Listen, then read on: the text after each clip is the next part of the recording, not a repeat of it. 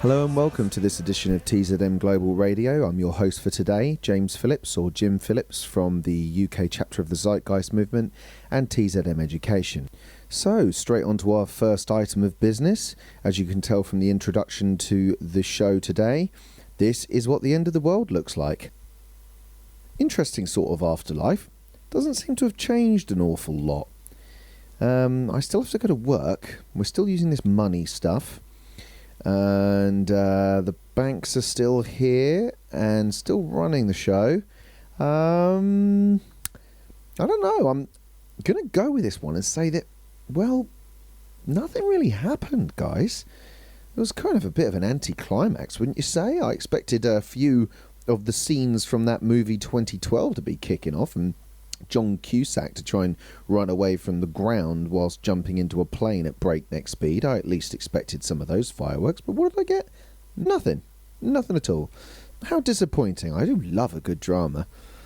Actually, I've been looking forward to this show for a few years, which is why I sort of jumped at the chance of doing a show this week, because I've got a little message for all those doomsday sayers out there. I'm still here.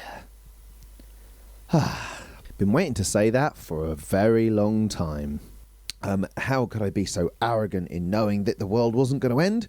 Well, because I don't take predictions from ancient civilizations who couldn't even predict their own downfall. Not that they did actually even make any predictions, of course, but still, even if they did, the fact that they couldn't predict their own downfall should be evidence enough that they're not capable of predicting ours. But you know what? This was their big chance, guys. This was their big one. You know, we had the Millennium Bug. We had the big black hole that was going to suck us into oblivion due to those stupid scientists operating on the Big Hadron Collider, because let's face it, they wouldn't know what they're doing. Or that guy who predicted that the world would end on May 21st because he added up some dates in the Bible and then revised it to October the 21st of the same year, only to be wrong again. That one was a real good laugh. But this was the big one. Everybody was geared towards this being the end of the world, and guess what? Nothing happened. Right, so here's my message for today's show. Do you think, instead of focusing on all of this doomsday crap, that we could actually focus on a beginning, please? Because we've got a planet to sort out, and whilst we're constantly focused on where the end is coming from, we're not focused on getting the beginning sorted out, because let's face it, we're not civilized yet. You don't live in a civilization. How could you? 1 billion members of your species are still starving to death on a planet that can easily feed all of them. That doesn't seem very civilized to me. So perhaps this is all about a new era of enlightenment. Well, if that's the case, if this is supposed to be the age of humanity coming together, then I welcome it. And I'd suggest a place in which we can plant some seeds for this.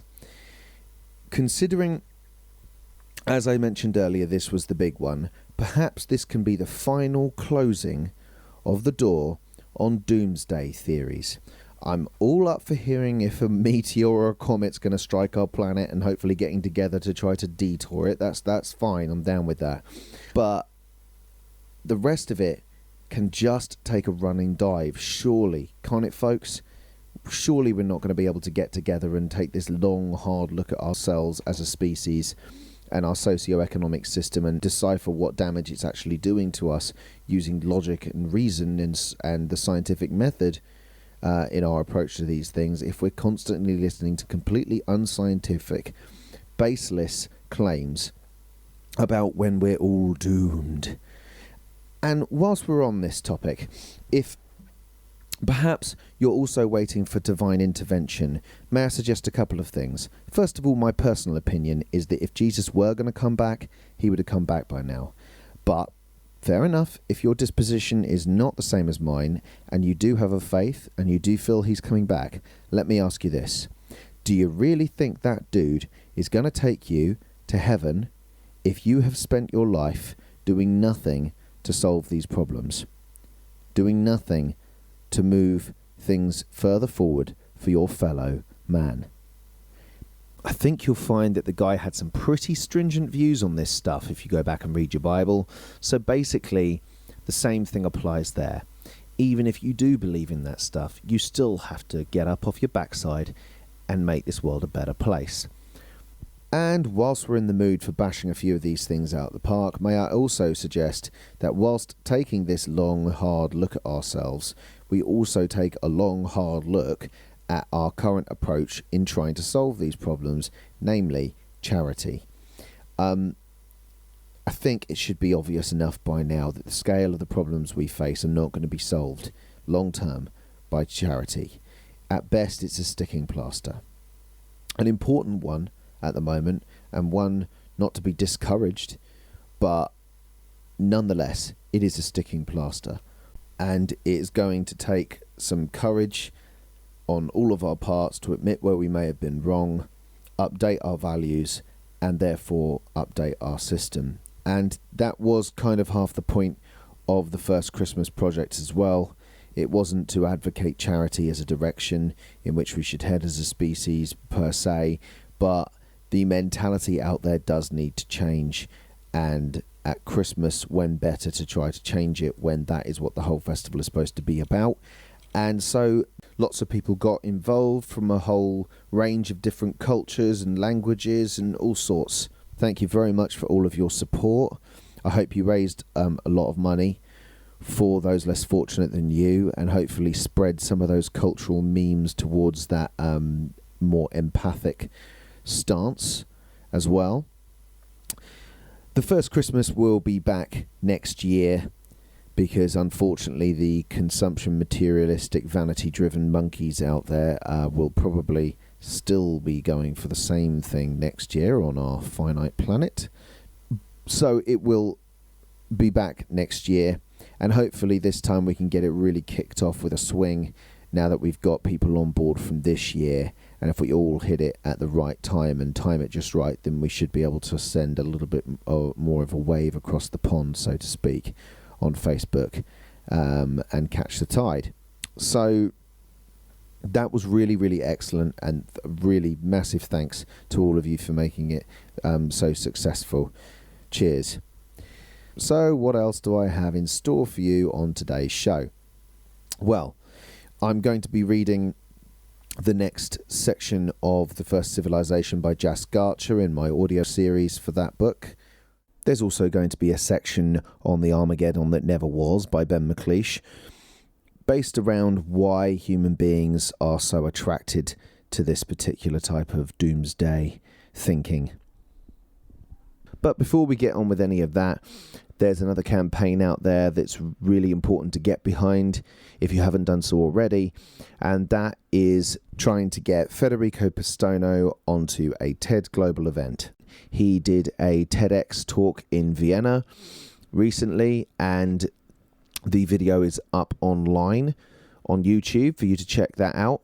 There's also a Facebook group called RBE Effort, Let's Vote Federico's TEDx Talk for TED Global. I'm sure if you type that into Facebook, then you should be able to find it.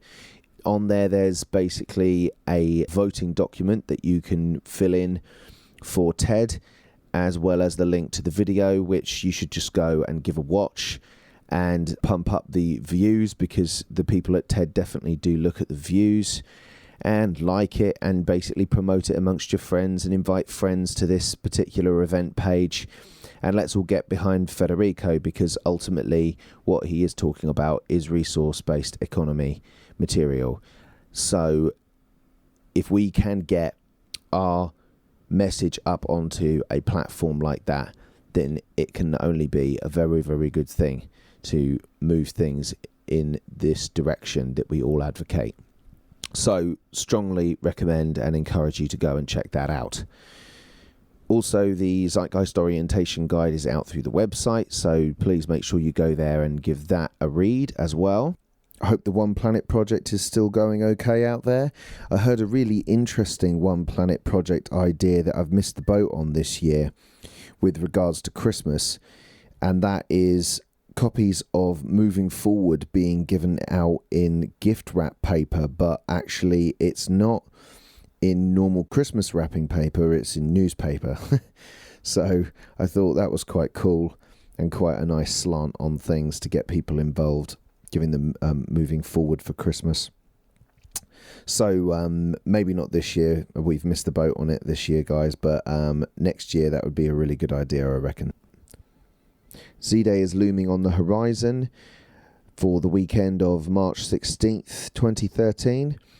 So I would strongly encourage everyone out there to start thinking about organising a Z-Day event near you. It doesn't have to be ostentatious. It can be something simple, like just having a few friends over to your front room to explain what you're into, to a full-blown ticketed event at a lecture hall, which is what we're aiming to put on in London this year. With an interesting slant as well, we're trying to keep the event as exterior speaker orientated as possible, with a sort of host from the Zeitgeist Movement, if you will, in an attempt to branch out and also show our audience that there are other organisations out there who talk about aspects of the train of thought we advocate, so that hopefully we can hone everything in and also branch out at the same time.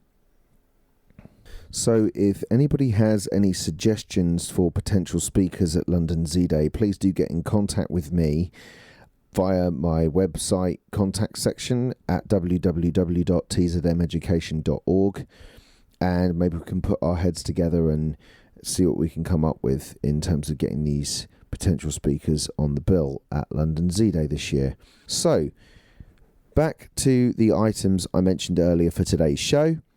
The next is going to be the next section of the first civilization, and we left it off just prior to transportation and infrastructure on page 20 of the book, so I'm going to continue to read from there. If you want to get a copy to read along online, feel free. You can go to the Zeitgeist Movement global website and go to the blog section, and it's on there. Or if you just type the first civilization Jask Archer into Google, you should be able to get through to it that way as well. Okay, so transportation and infrastructure. There are few ventures that require more resources, energy and time than transportation. Whether we're moving people, cargo or both, we spend large portions of our lives attempting to move things from one place to another. To complicate matters further, human-controlled transportation is almost universally dangerous. Whether we're talking about car accidents, oiler tanker spills or pedestrian collisions, human errors often result in transportation being a risky and life-threatening activity. So, in an RBE, the transportation system would be set up to maximise efficiency and minimise the need for human control of any kind. Short-distance transportation, as well as transportation to remote and rural areas, would be accomplished mostly through the use of cars like today. However, these cars would be nothing like the gas-powered clunkers which rule the road at present. Rather than continuing to rely on the over 100-year-old technology that is the combustion engine, we would instead switch to entirely electric automobiles, which produce no pollution and have fewer moving parts that can break down.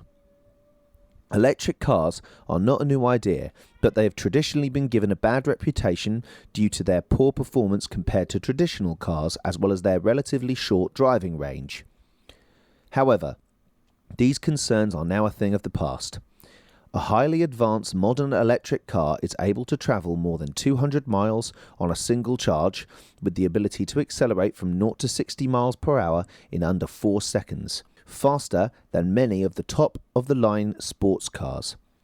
This is because, unlike a gasoline car, which only exhibits peak performance within a narrow RPM range, an electric car always performs at peak power, delivering maximum torque throughout the entire RPM range.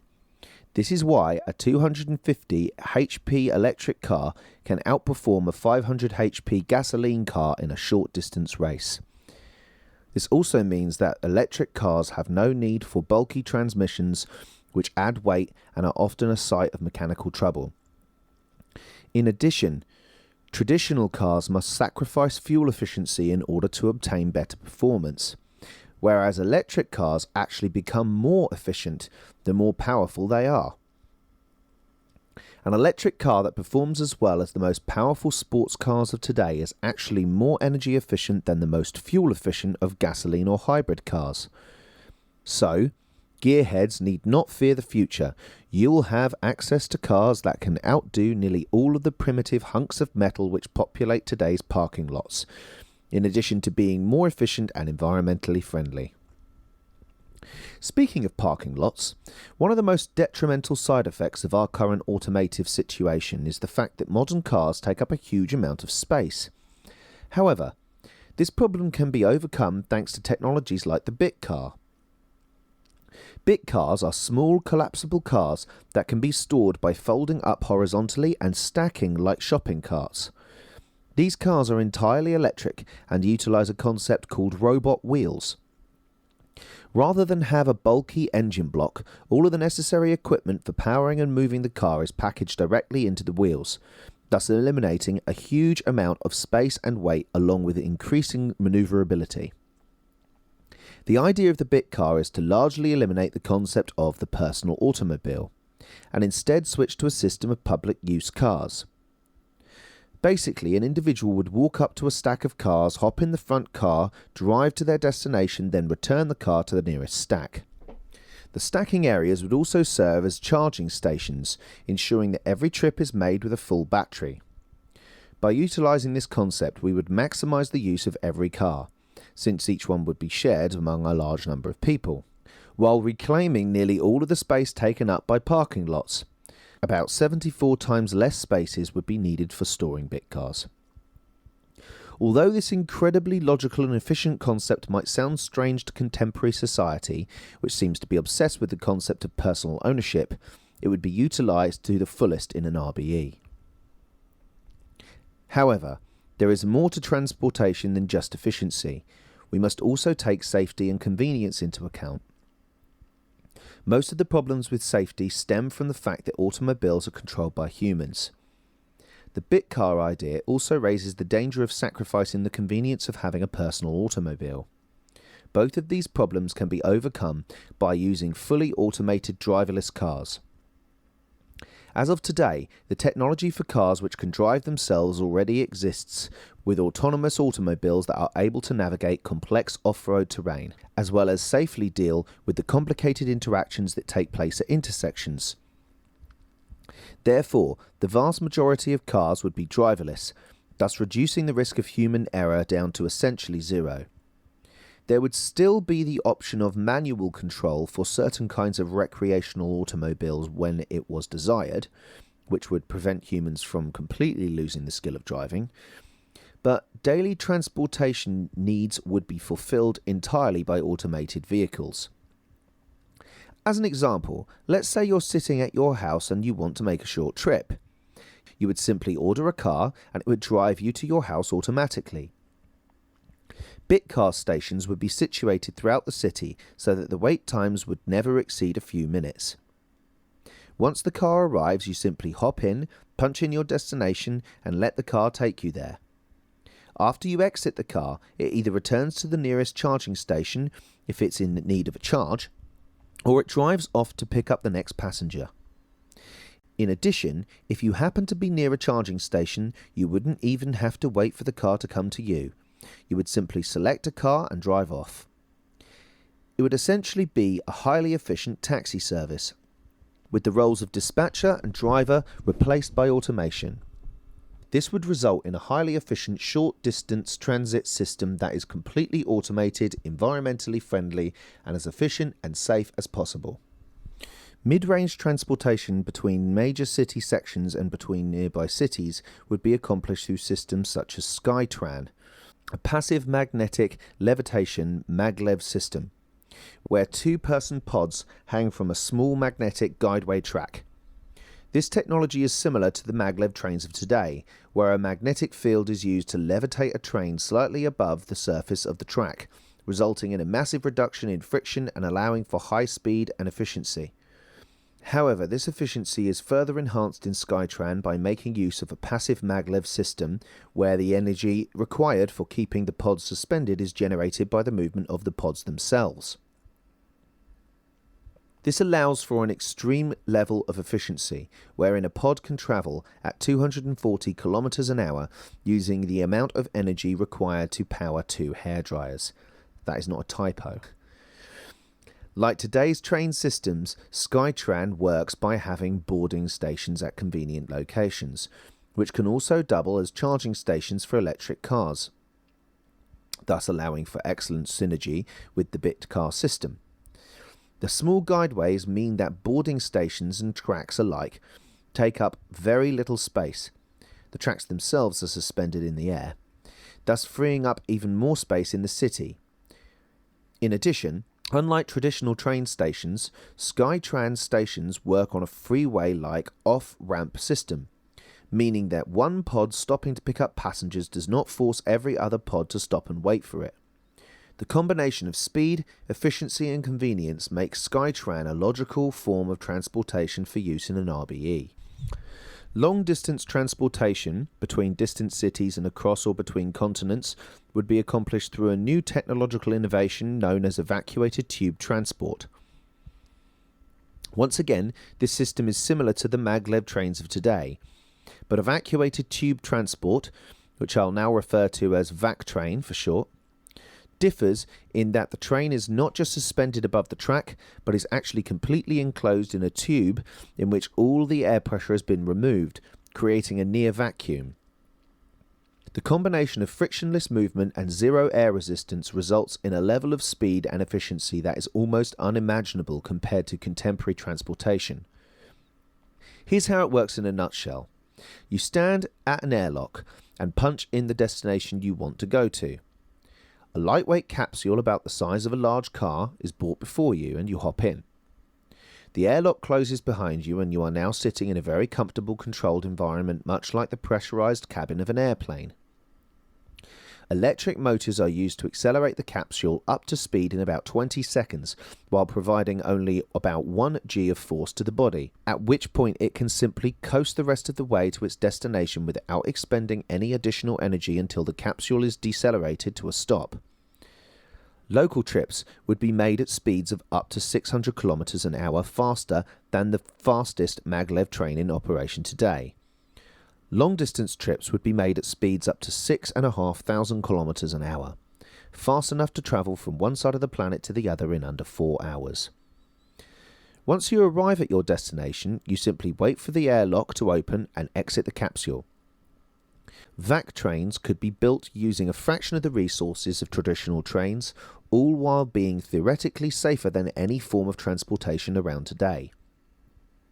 One potential drawback of this system would be the need to create an entirely new infrastructure consisting of evacuated tubes, but these would take up much less space than traditional train tracks, and the capsules themselves would be much easier to manufacture on a large scale. Each capsule would comfortably seat 4 to 6 people, weigh about 400 pounds, and be able to carry about double their own weight.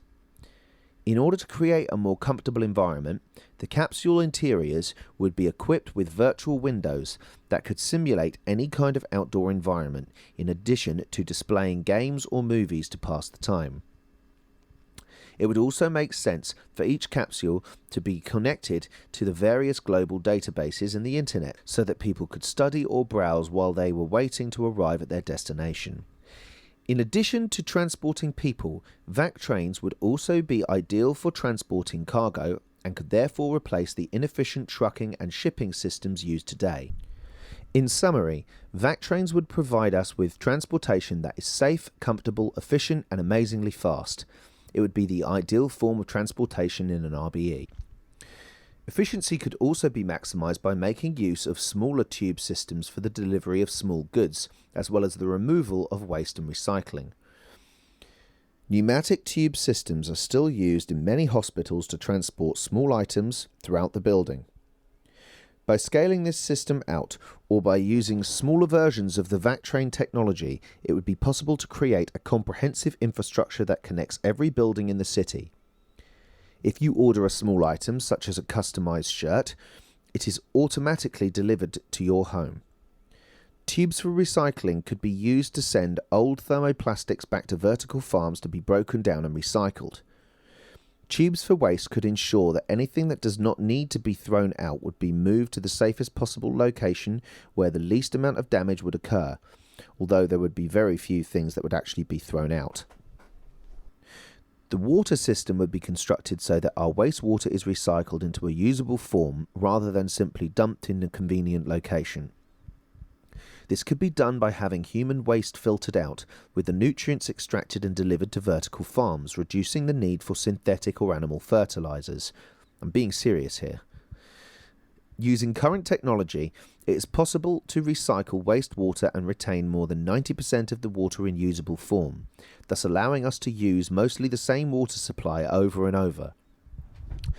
If you're disgusted by the idea of drinking water that used to contain your waste, consider the fairly high probability that the water you're drinking right now once contained fish swimming around and having generations worth of fish sex. The point is that we have water treatment technology for a reason, and by recycling our wastewater, we would make maximal use of our limited water supply, as well as reducing or even eliminating the need for artificial fertilizers. So by combining automated bit cars, passive maglev pods and vac trains, we would be able to create a comprehensive public transport system that is fast, convenient, incredibly efficient, non-polluting, and leaves almost no room for human error. Likewise, an internal infrastructure consisting of pneumatic and or miniaturized evacuated tubes would allow us to have highly convenient and efficient delivery, recycling and waste management systems. Lastly, by using a wastewater recycling system, we would also get the most out of our water usage. Access versus property. As of today, we live in a property-based system. This is because, in an environment of scarcity, we must find ways to ensure that the goods we have fought for will remain in our possession. And so, we must claim certain things as our property, so that they will be protected by the legal system. This results in an incredibly inefficient and wasteful society where every individual must have one of everything, even if they do not have the capacity to make use of many of those things. For example, a car spends the majority of its time being parked, doing nothing but taking up space. Someone who plays hockey for fun might own a set of hockey equipment that will not be used by anyone for 300 days out of the year. Not only is this system wasteful, but it also contributes to the relative scarcity that is present in today's economy. Since everyone needs their own car, we must produce far more cars than what is useful, resulting in the expenditure of resources which could have been used in a much more productive way. In order to overcome this issue in an RBE, we would switch from a system of property to a system of access. An access system simply means that the majority of goods would not be owned by any one person, but would instead be temporarily loaned out based on need. For example, a city near the ocean would have an access centre where personal watercraft, such as small boats, would be freely available to anyone who wanted to use them. A person would simply take the boat, use it, and then return it when they were done. This way, every boat would get the maximum amount of use possible, thereby maximizing efficiency and minimizing the need to create an excess supply of boats. This same system would also apply to things like cars, which we've seen with the bit car, sports equipment, other than jock straps and the like, specialized audiovisual equipment, and many other things. Just like the libraries of today, every item would be tracked upon withdrawal and returned so that an accurate inventory would exist. It would also make sense that the usage of each kind of item was tracked over time so that trends in usage could be predicted and supplies could be maintained accordingly. This would likely take the form of a global supply database, which keeps track of all the public goods and whether or not they are currently being used. This is no different than the type of inventory systems used in supermarkets today, other than being larger in scale. Speaking of supermarkets, Access centres for food would consist of a person simply walking in, taking what food they need, then walking out. In my opinion, the fact that we currently have to charge money for this most basic necessity is a clear sign of our primitiveness. Alternatively, you could have the food delivered right into your home via the tube delivery system. Even living spaces would be based on an access system. On the one hand, many people would prefer to live in one location, and so certain homes would be designed to be very personal, with customized interiors tailor-made to the individual or family that ordered that home's construction. These homes would be logged into the global database as being long-term dwellings and would not be included in the access system until the current occupants chose to vacate. On the other hand, this is a society where there is no need to settle in one location in order to maintain employment at a specific job. Therefore, many people would likely begin to live a more nomadic lifestyle, constantly moving from place to place, made very easy thanks to the vac trains. Because of this, many homes would be made rather generically, and would simply be logged into the global database as temporary dwellings. These homes would be tracked in terms of occupancy and vacancy, rather like hotel rooms, but on a larger scale. Once again, trends in settlement patterns would be tracked over time so that the global supply database would always be able to keep up with the demand for either type of home. Of course, there are certain goods that many people would consider personal, and these goods would not be loaned out via the access system. Goods such as clothing would not be shared amongst society at large, mostly for hygienic reasons, although many people in warmer climates would probably choose not to wear clothing at all, as well as items of sentimental value such as gifts and family heirlooms. By using an access system that maximizes the use of every good along with intelligent resource management and near complete automation of services in the manufacturing of goods, we would create a society of incredible efficiency and abundance. This results in something which has never before occurred in human history, the creation of a post-scarcity economy. A post-scarcity economy is one in which goods and services are available in such abundance and with such little need for human labour that there would literally be no reason for money, barter, trade, or debt of any kind. After all, what is the point in charging money for something when there is more than enough available for everyone? And of course, this would also result in a massive reduction in criminal, violent, and aggressive behaviour of all kinds. Why would anyone need to steal anything or engage in violent acts to obtain items they need when everything they need to live is being provided to them for free? Furthermore, without the stress caused by the constant need to compete for money and keep up a certain materialistic lifestyle, we would see an instant reduction in criminal behaviour of all kinds.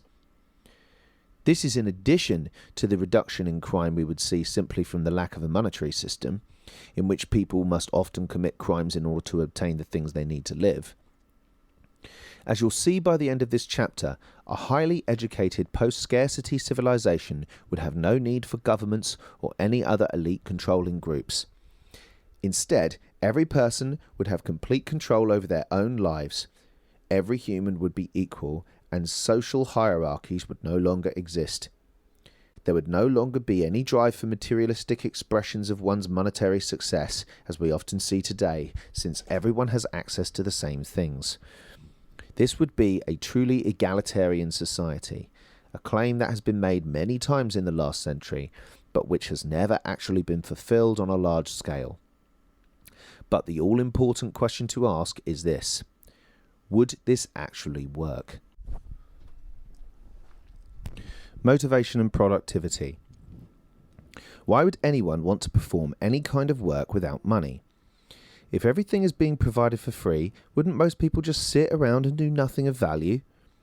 What would happen to the productivity of society without the need for competition? If we think back to our introductory chapter, we can see right away that these questions are actually very easy to answer. We know that the primary cause of laziness in today's society is the fact that people are forced into certain types of jobs, those with little opportunity for creativity or mental stimulation, and that these same types of jobs are the ones in which money is a real motivating factor.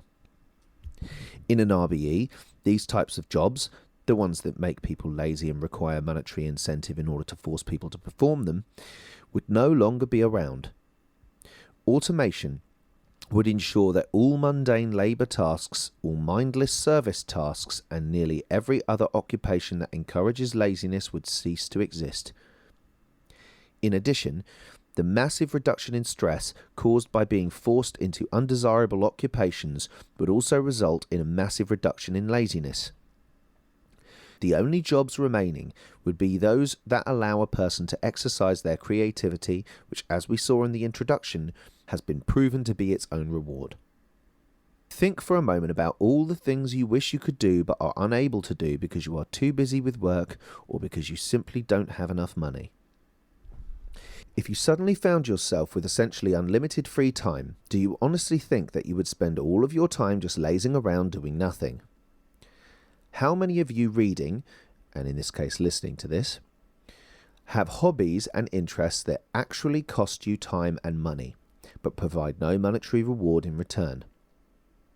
Obviously, I cannot answer these questions for you, but I can tell you what the evidence suggests.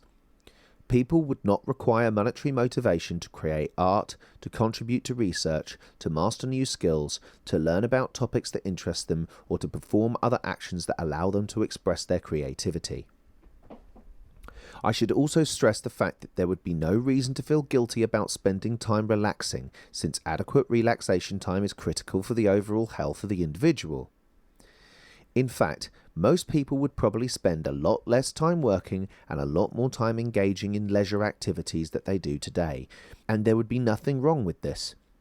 Not only would there be far less work that actually needed to be done by humans, but adequate relaxation time keeps cortisol levels low, which improves physical and mental health.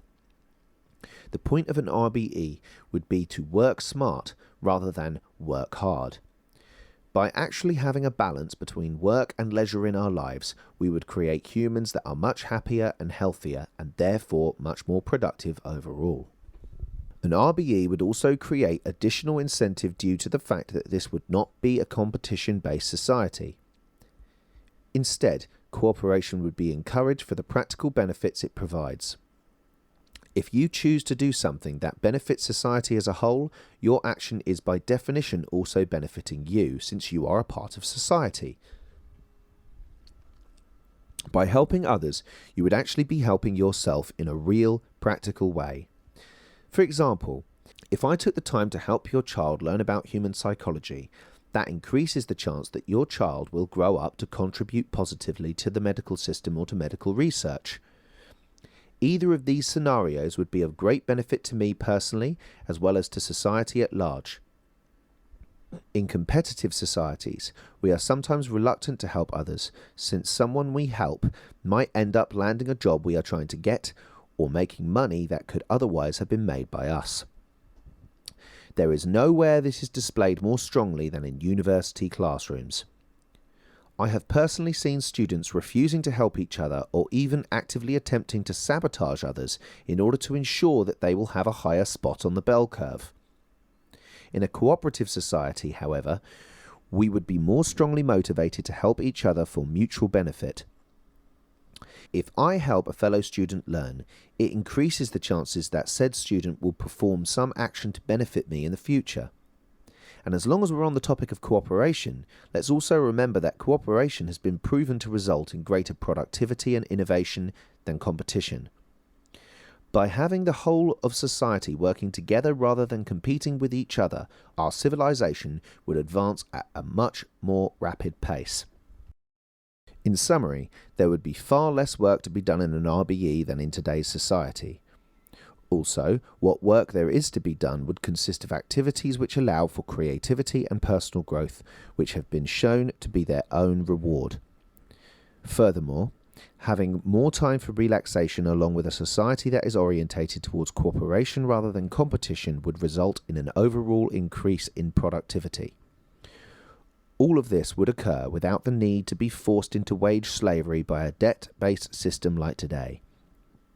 However, we still haven't completely answered the question of whether or not this system would be able to function. To do that, we must delve into one final facet of the RBE: government and law. The word anarchy has taken on a lot of baggage over the years. When most people hear the word anarchy, they immediately associate it with a state of chaos and destruction. Indeed, many people think that this is what the word anarchy actually means. In truth, anarchy simply means a lack of any kind of government, ruling class, or any other kind of authority that cannot justify why it should be obeyed. Instead, the people work together to govern themselves.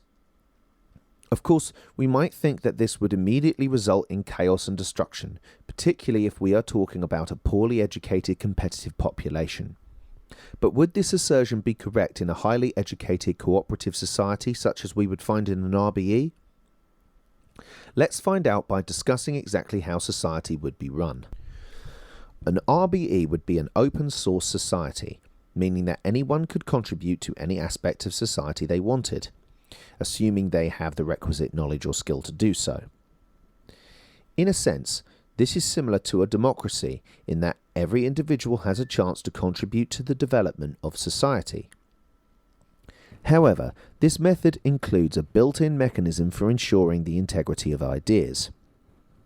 Rather than giving equal weighting to every single opinion, regardless of ignorance or lack of understanding, greater emphasis is placed on those ideas which are backed up by experiment and empirical evidence, since only those individuals who actually understand a particular system will be able to work on it.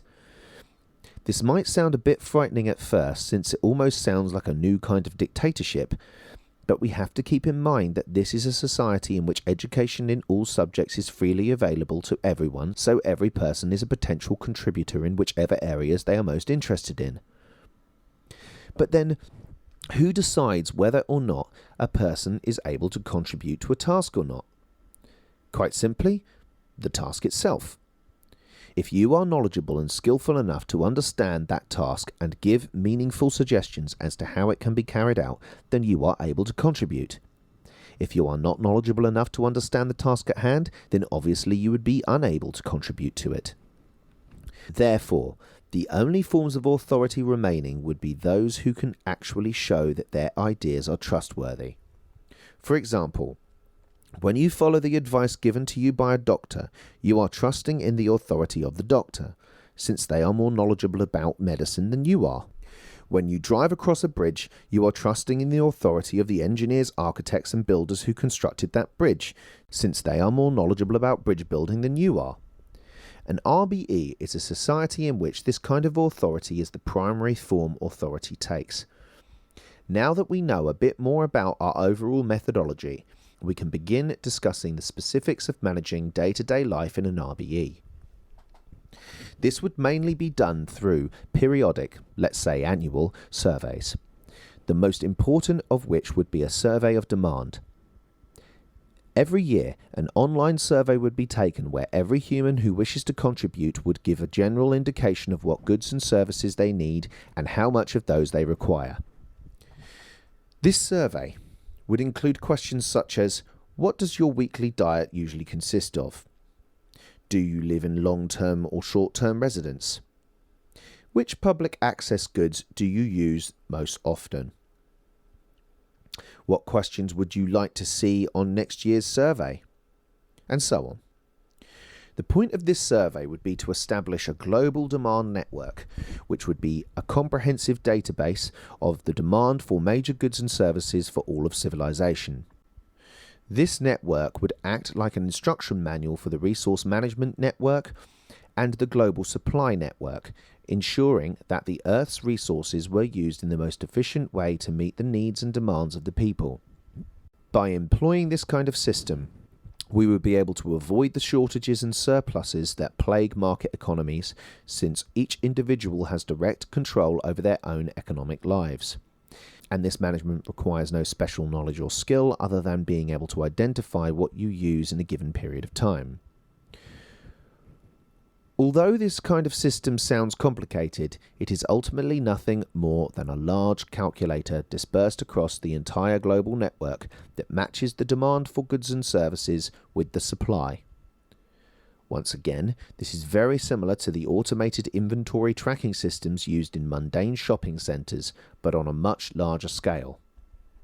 Since these surveys are optional, we would need to make sure that the data extracted from them is scaled out to take into account the total population of Earth, rather than just those who filled out the surveys.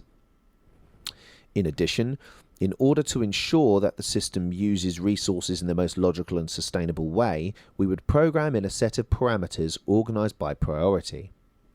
For example, one parameter could state that a system must use the cleanest and most sustainable forms of energy, such as solar and wind, resorting to polluting forms, such as geothermal, only if it can provide more energy in the desired context than the cleaner forms, and only resorting to non-sustainable forms of energy, such as fossil fuels, when there is no observable alternative. This same logic could be used to ensure that materials were used in the most sustainable way, and that necessities such as food and shelter are prioritized over recreational goods and the like. And of course, as our understanding improved, the parameters influencing our computers would be updated as well. Another important survey would be one of skill assessment. In this survey, people would indicate their skills and areas of knowledge. For example, one person might indicate that they are knowledgeable about organic chemistry and molecular biology. Another person might indicate that they are skilled at playing guitar, playing baseball, and doing vector calculus. Other people might indicate that they are good listeners. It would also make sense for each person to indicate which languages they are fluent in. The point of this survey would be to create a global skill database, which anyone could search in order to get in contact with someone who possesses a particular skill. This survey, like the others, would be optional. By filling out the survey, you would essentially be signalling that you are open to being contacted and perhaps willing to move to another location, at least temporarily, in order to pursue some activity. For example, the good listener might be contacted by people who are feeling lonely and simply need someone to talk to. The guitar player might be contacted by someone wishing to form a musical group. The molecular biologist might be contacted by a research group that is in need of that particular skill. In this way, we would be able to facilitate cooperation on a global scale, and thus encourage society's progress even further. In addition, those areas of research or product development which are in highest demand, let's say top 5, would be used as guidelines to make widespread calls across the globe in order to contact people who possess the desired fields. For example, if some new kind of virus suddenly appears that threatens the entire human species, then there would automatically be an open call to everyone who indicated that they have a skill that could be useful in finding a solution. It might be unlikely that absolutely everyone would answer the call, but based on what we learned in the previous section, many people would. Of course, there is still the question of who would program the computers, who would maintain them, and who would design the surveys. Let's answer that last question first. The surveys would be created based upon responses given in previous surveys. Each survey would include a section where people could indicate which questions they would like to see on next year's surveys, or any other changes they think would improve the surveying process. If you're wondering who would design the initial surveys, we'll talk about that in section 3. As for who would program and maintain the computers, the most obvious answer would be anyone who is interested and knowledgeable enough in computer science to contribute. Some people might worry that this would give too much power to the computer experts, thus resulting in a new form of elitism. However, I will once more mention that this is a society in which education is freely available to all people. Anyone who wants to take the time to learn about computers would be able to do so, and could then go on to contribute to this important aspect of society. We should also keep in mind that the actual overarching decisions are not made by the computers. They are made by society as a whole through the survey system. The computers are simply responsible for making the background calculations, which are based entirely on logarithmic decision making. There would be no place for human opinions to influence these background calculations. One individual or group taking over society would therefore be highly unlikely. The end result of this system is that there would be no reason for a government of any kind. The government in an RBE would consist of literally anyone who wants to contribute to some aspect of society and is knowledgeable or skillful enough in that area to do so. Both government and economic planning would be fully open-sourced institutions consisting of potentially the entire population. The decisions governing society would therefore be made directly by the people instead of by some representatives who may or may not fulfill their promises to the people who elected them, and may or may not be in the pocket of some wealthy financier. This kind of direct decision-making process makes the representative democracy of today look more like a dictatorship by popular vote, which in essence is precisely what a representative democracy is. And so an RBE would be a completely anarchic system, one without any government or ruling class of any kind, but instead of chaos, we would have explicit direction as desired by the whole population and cooperation on a massive scale. So now we've covered government. The next question to ask is one of law. What kind of laws would there be in an RBE, and who would decide them? Who would enforce these laws? This is where things get even more interesting. In an RBE, there would be no purpose in having laws of any kind. I'll give you a minute to stop laughing. Welcome back. If an anarchist government doesn't result in chaos, surely the absence of laws would, right? Well, first and foremost, let's remember that this is a system in which there is no debt of any kind. The majority of goods are freely available to the public and personal goods are free to order or print. An economy that lacks a monetary or property system in which everyone is simply given what they need to live would by definition result in a massive drop in crime compared to today's system. There would be no reason to steal and nothing to sell. As we learned in the introduction, humans do not engage in criminal behaviour for no reason. Without the need or motivation to take from people, crime of all kinds would be reduced dramatically. Furthermore, just a few paragraphs ago, we talked about how the stress required to keep up in a competitive society actually inspires criminal behaviour. Once again, we would see a reduction in crime due to the low-stress environment of an egalitarian society. We also saw that the vast majority of humans do not engage in violent behaviour unless it is in response to a violent environment. With the reduction in crime we've already created, there would be far less violence and trauma in society. This would in turn result in a decrease in violent behaviour and further traumatic experiences. Ultimately, a criminal is not born, they are made by the traumatic events that plague their pasts. By ensuring that these traumatic events are less likely to occur, we would further reduce the likelihood of traumatic events occurring in the future. In the rare event that someone did act violently, how would we punish them? The question itself is flawed. Rather than punish the violent, we would treat their behaviour as a mental illness and attempt to resolve their issues with psychological counselling. The prison systems of today are actually massive generators of violent behaviour, not solutions to it. Rather than treat violent behaviour with positive social relations, which is exactly what those individuals need to be mentally healthy, we instead place violent individuals in a situation that actually encourages them to be more violent. The stress and violence-filled environment of prison. By treating violence as an illness that needs to be treated, rather than something that needs to be punished, we would greatly reduce violence even more than we already have. Drug addictions would be treated in exactly the same way, since they usually occur for the same reason, stressful and traumatic experience. Therefore, drug addictions would also be treated through counselling rather than prison sentences, which would reduce the likelihood of future drug addictions. So to summarise, an RBE would be a non-stressful, non-competitive society in which everyone is given what they need to survive. Violence and addiction are treated rather than punished, and all kinds of violent and traumatic experiences are greatly reduced. This would result in a cycle of non-violence, wherein criminal behaviours of all kinds would be exceedingly rare and would continually decrease over time, becoming rarer and rarer with each passing generation. To make things even better, we still have not discussed the role of education. An educated society is much less likely to engage in criminal behaviour of any kind. Furthermore, we would teach people that violence and addiction are not issues of morality, but are issues of health.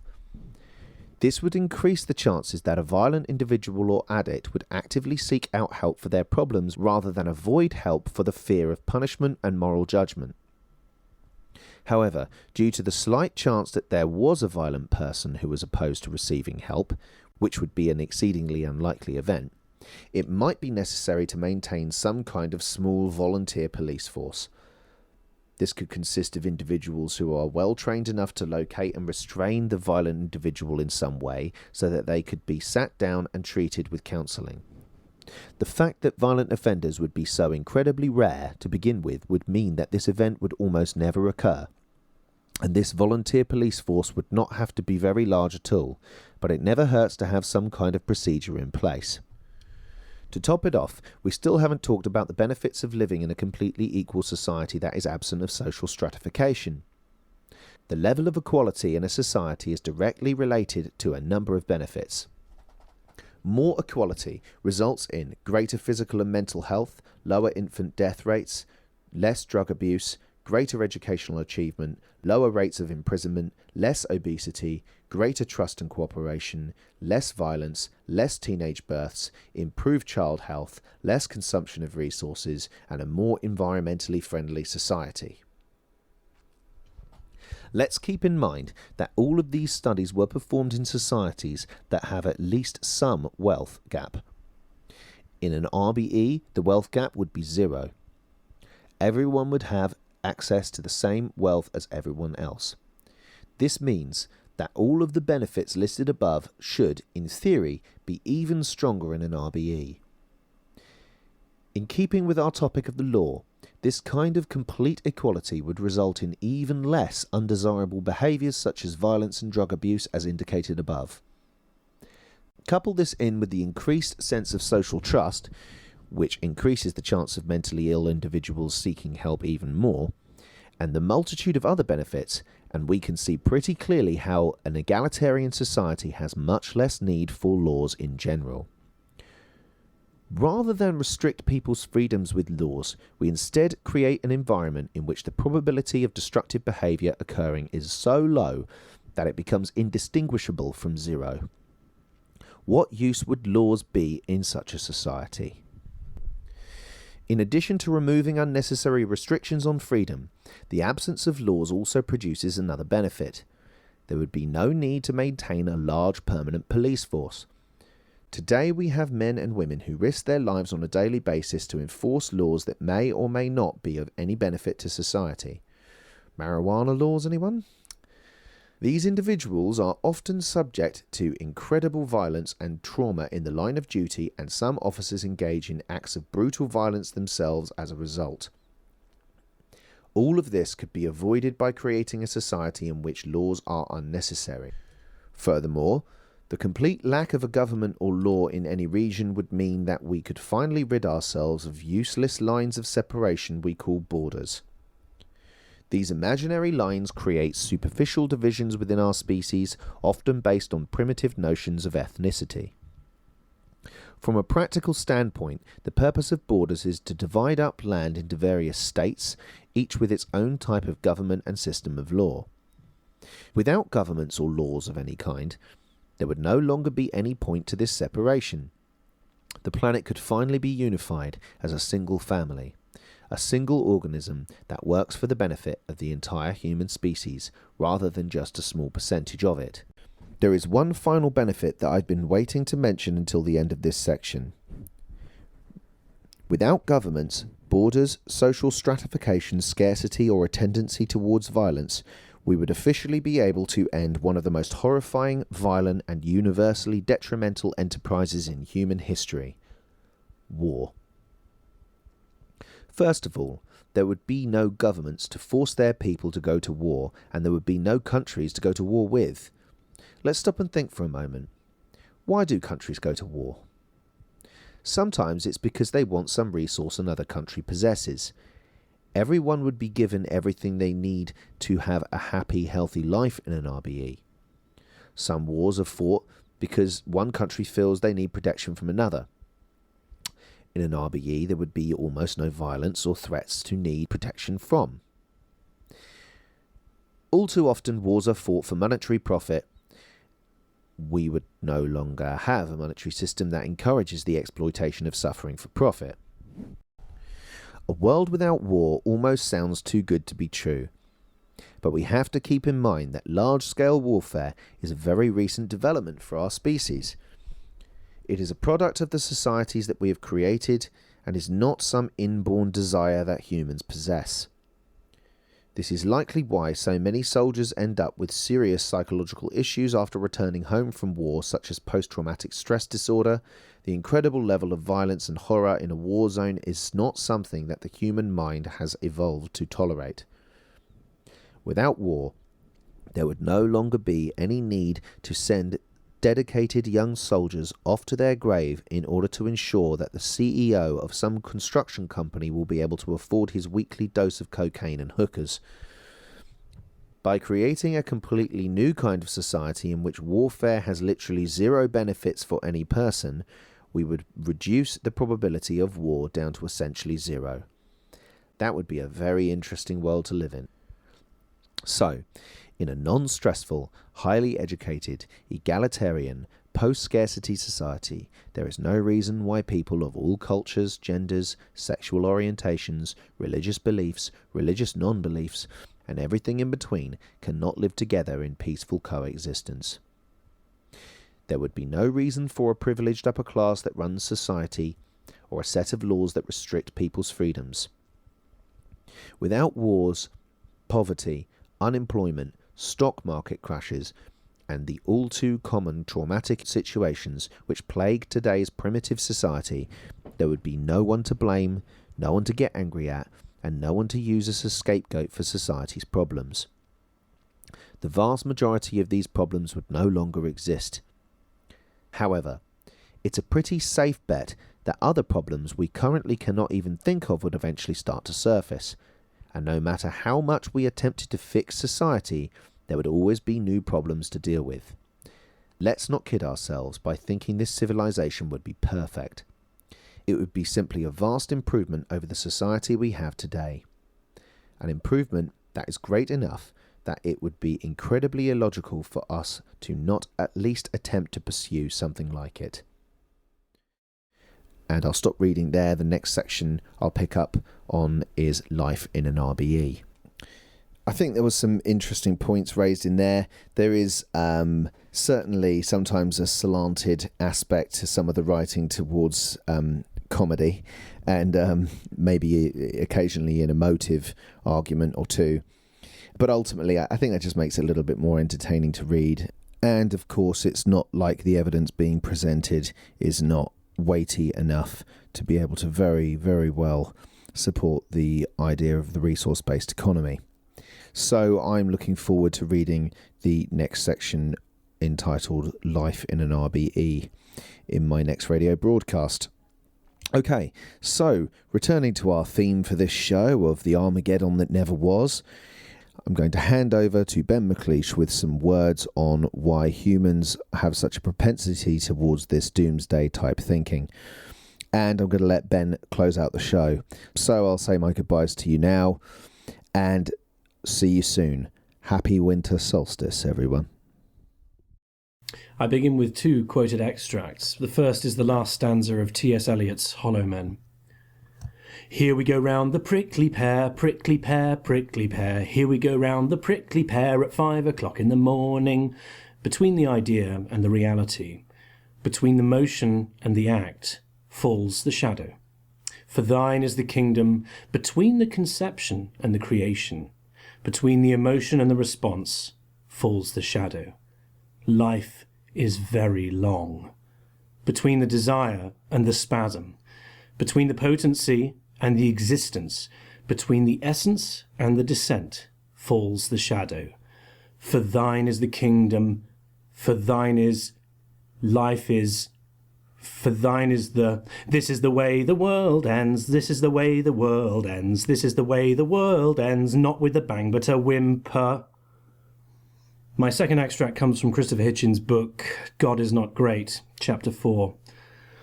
The element of the wish for obliteration can be seen without disguise in the millennial sects of our own day who betray their selfishness as well as their nihilism by announcing how many will be saved from the ultimate catastrophe. Here the extreme Protestants are almost as much at fault as the most hysterical Muslims. In 1844, one of the greatest American religious revivals occurred, led by a semi-literate lunatic named George Miller. Mr. Miller managed to crowd the mountain tops of America with credulous fools who, having sold their belongings cheap, became persuaded that the world would end on October 22nd that year. They removed themselves to high ground. What difference did they expect that to make? Or to the roofs of their hovels. When the ultimate failed to arrive, Miller's choice of terms was highly suggestive. It was, he announced, the Great Disappointment. In our time, Mr. Hal Lindsey, author of the best-selling The Late Great Planet Earth, has betrayed the same thirst for extinction. Indulged by senior American conservatives and respectively interviewed on TV, Mr. Lindsey once stated the start of The Tribulation, a 7-year period of strife and terror, for 1988. This would have produced Armageddon itself, or the closure of The Tribulation, in 1995. Mr. Lindsey may be a charlatan, but it is a certainty that he and his followers suffer from a persistent feeling of anticlimax. Antibodies to fatalism and suicide and masochism do exist, however, and are just as innate to our species. There is a celebrated story from Puritan Massachusetts in the late 18th century. During a session of the state legislature, the sky suddenly became leaden and overcast at midday. Its threatening aspect, a darkness at noon, convinced many legislators that the event, so much on their clouded minds, was imminent. They asked to suspend business and go home to die. The Speaker of the Assembly, Abraham Davenport, managed to keep his nerve and dignity. "Gentlemen," he said, "either the day of judgment is here or it is not. If it is not, there is no occasion for alarm and lamentation. If it is, however, I wish to be found doing my duty. I move, therefore, that candles be brought." In his own limited and superstitious day, this was the best that Mr. Davenport could do. Nonetheless, I second his motion. It seems to me that there are two obvious psychological sources, amongst many others, for the persistent and undying belief in the end of the world, of which the most recent notable variations of Y2K, or the turn of the millennium, and the Mayan calendar's end of the great year serve as decent examples. The first seems to be the wish to defer all responsibility for improving the world, rather wanting our daily responsibilities and difficulties abnegated by the great coming calamity, to which we admit ourselves powerless to intervene. It is the application of the exclamation by Christ to take no thought for the morrow, for we will all probably be raptured next Wednesday anyway, or the poles will shift, thereby wreaking untold and often unexplained or otherwise undetailed havoc upon the globe. Or perhaps we will all drown in lava, or we will witness the return of Quetzalcoatl, or sunspots will knock out all telecommunications, leaving only incomprehensible empty static on unheard airwaves. Or maybe we will all suffer slow death by Indian rug burn, administered by Satan himself, to a chorus of bad knock-knock jokes. You get the idea. The psychological expression is always the same. An inherent flaw either in the planet, the cosmos, or more regularly in historic examples, in humanity, will see the young and the old alike vaporized. All is lost.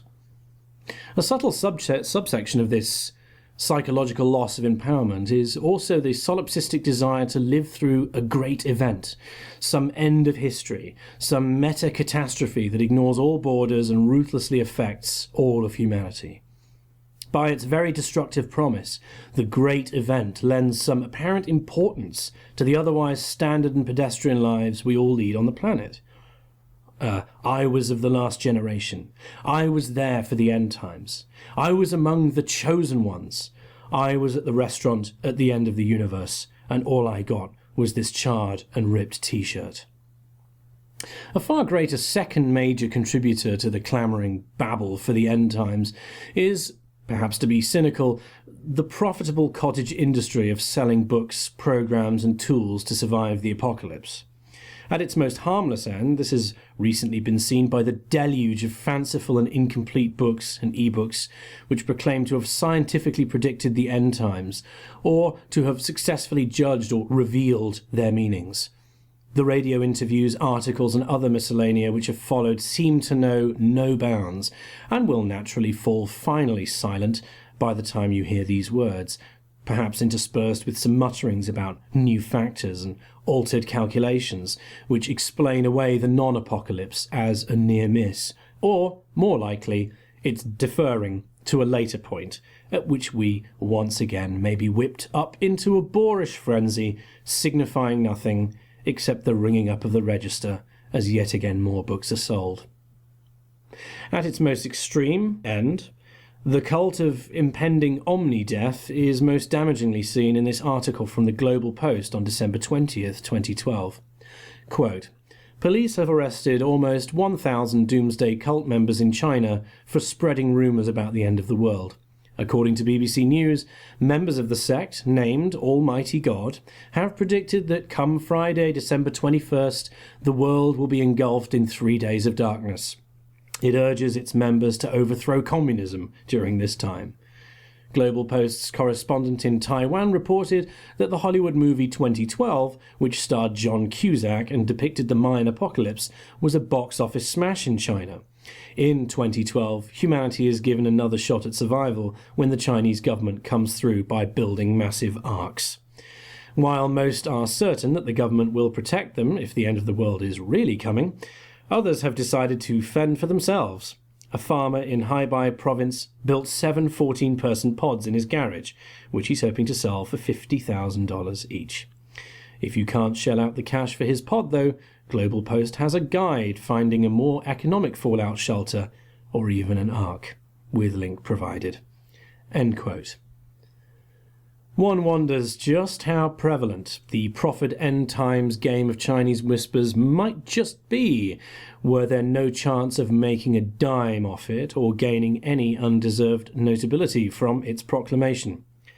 We might equally wonder how much further ahead the human race might be if this general priority was observed for many more areas of social organisation, in which the age-old myths that burn so much brain fuel might be laid aside in favour of the duty of care we have to the planet and ourselves as its inhabitants.